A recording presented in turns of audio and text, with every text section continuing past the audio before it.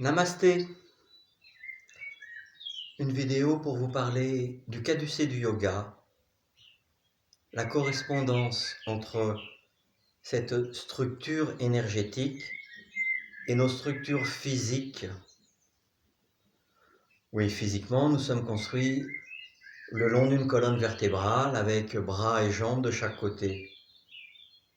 Les yogis des temps anciens se sont rendus compte qu'il existait en superposition une structure vertébrale énergétique qu'ils ont représentée de cette manière-ci. Est-ce que ce qui est représentatif des chakras te dit quelque chose? Sans doute. Les couleurs te rappellent-elles quelque chose? Si je te les présente comme ça, c'est ainsi qu'elles se présentent dans le ciel. Lorsque tu vois un arc en ciel, et les yogis des temps anciens nous présentent le caducée du yoga de cette manière-ci. Je vais passer rapidement sur les couleurs, sur les symboles, sur les sons qui y sont associés pour une reliance, une considération très très concrète, matérielle, entre structure physique, structure énergétique.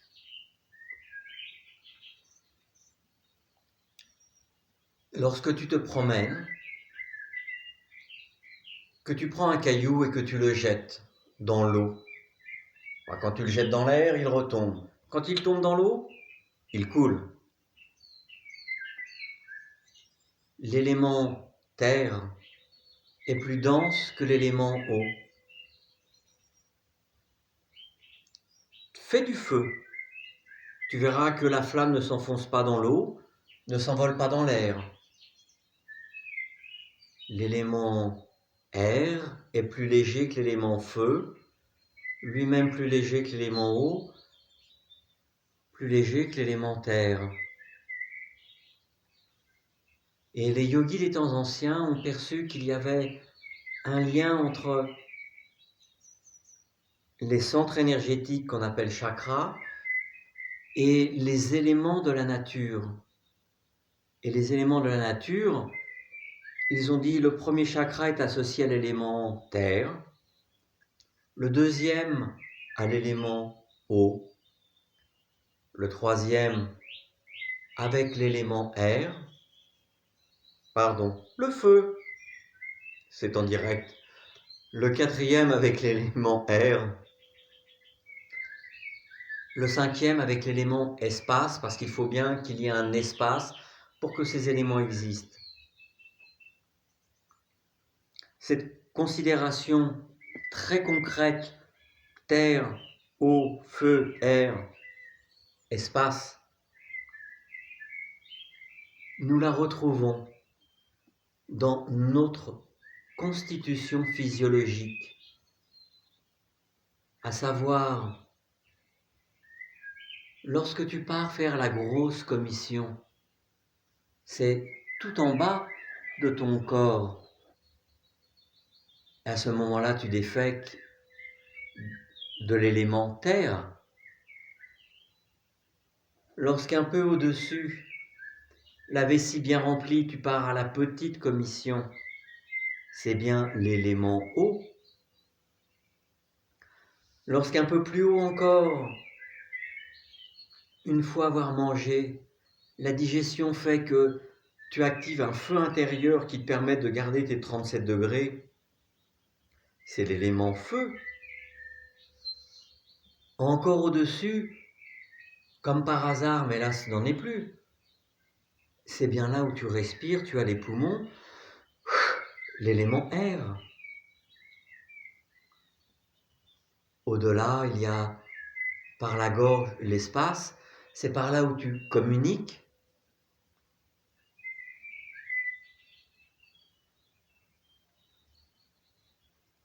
Évitons maintenant les deux. chakra, juste replanche-toi sur le fait que une densité fait que c'est plutôt en bas et que lorsqu'il y a légèreté, c'est plutôt en haut. La terre, l'eau, le feu, l'air, l'espace. Les fréquences vibratoires qui sont associées font de la terre une fréquence vibratoire lente, un peu plus rapide pour l'eau, davantage pour le feu, encore plus pour l'air. Et pour l'espace, ça devient tellement conceptuel que la vibration est très élevée.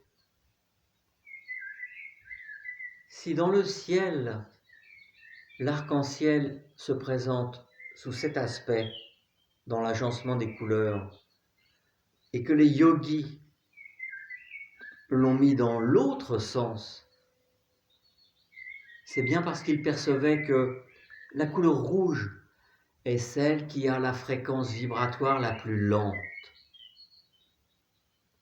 et que le jaune a une fréquence vibratoire plus rapide et que le bleu a une fréquence vibratoire encore plus rapide. Si l'observation extérieure était comme cela pour la nature, c'est ainsi qu'ils nous l'ont transmise, parce que ce qui est plus lent, plus dense est en bas. Et tu peux le voir tous les jours dans la nature.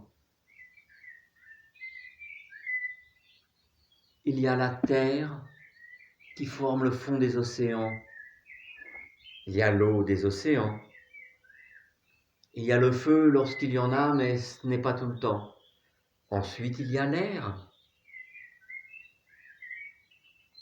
Voilà ce que je souhaitais te dire. Médite par là sur cette correspondance entre colonne énergétique, colonne physique et sa correspondance physiologique, terre, eau, feu, air, espace. Lorsque nous remontons plus haut, il y a ce que en français j'appelle le soi, c'est-à-dire qui nous sommes, l'être unique que nous sommes dans tout l'univers, qui n'a pas existé avant, qui n'existera pas ensuite. Cette unicité, elle est là, c'est toi. Et lorsque tu développes ce centre énergétique, tu quittes le fonctionnement animal, action, réaction, pour accéder à une conscience, ce qui te fait ouvrir une nouvelle vision, un nouvel œil, un troisième œil.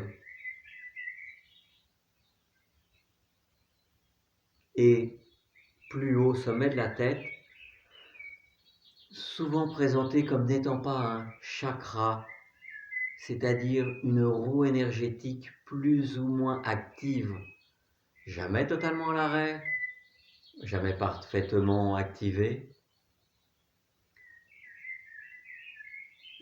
Le chakra ici est nommé Sahasrara, dont la traduction veut dire lotus à 1000 pétales, pour dire que c'est une ouverture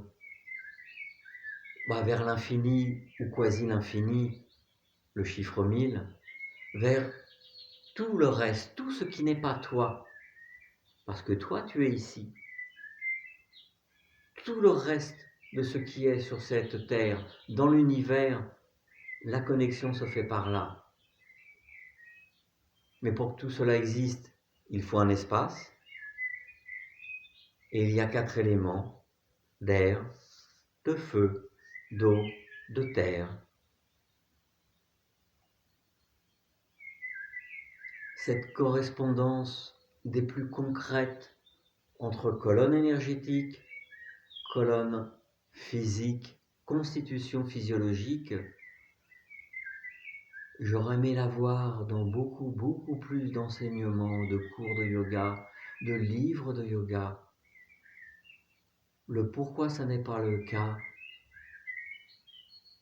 fais ta compréhension. Mais en tout cas, que cette réflexion que je t'amène puisse t'enrichir. Et t'enrichir sur un long laps de temps, celui de toute ta vie, parce que c'est déjà cette correspondance, et cela mène à d'autres réflexions encore, et d'autres encore. Alors, ravi que tu aies écouté cette vidéo jusqu'à la fin. Si ce n'était pas le cas, tu n'as pas entendu ces paroles. Petit sourire.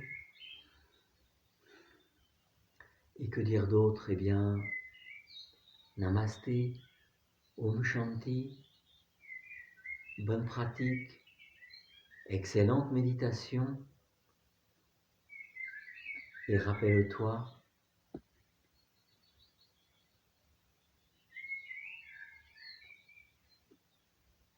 ce que les yogis des temps anciens nous ont apporté, ça n'est pas de moi. Et je veux bien, avec honneur et plaisir, le restituer autant que je peux, avec imperfection, mais au moins moi je le fais. Voilà. À bientôt.